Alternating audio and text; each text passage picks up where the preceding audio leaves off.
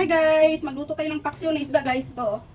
So, ako magpaksiw ay ganito. Depende. May ibang klase. Ayan, ilagyan natin ng salt. Ayan. Ayan ang timpla. Black pepper.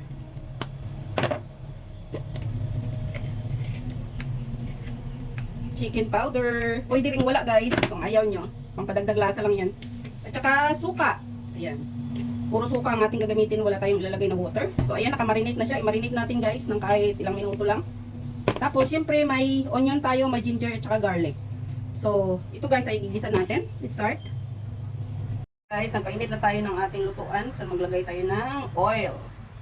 So ayan, ang oil natin ay tama na yan. Kasi kunti lang naman ang ating isda guys.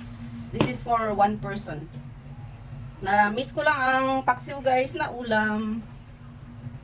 So, ayan. Mainit na to. So, ayan. So, brown-brownin natin ng konti. Lagyan na natin ang onion. At saka ginger. So, ayan siya guys. So, pwede din guys na hindi niyo muna i-marinate yung paksiw ninyong isda. Pwede rin na dito lang ang ninyo ilagay pag magluto na kayo. Pwede rin guys. Or pwede rin isabay-sabay lahat. Bago nyo iluto, ilagay nyo na muna sa kawali lahat ang inyong mga lulutuin, isda, tsaka yung ingredients niya, bago ninyo isalang.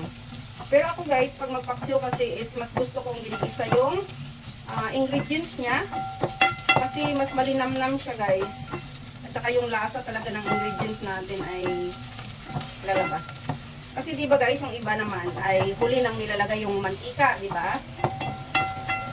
Pero ako, ayan, ginigisa ko. So, ayan guys, nag-brown ng ating mga ingredients. So, ilalagay na natin ang ating isda. Ayan. So, ayan, nakamarinate na yan sa pamen, sa black pepper, suka, at saka yung salt at chicken powder. So, ayan guys. Wala tayong ilalagay na water guys. So, takpan na natin.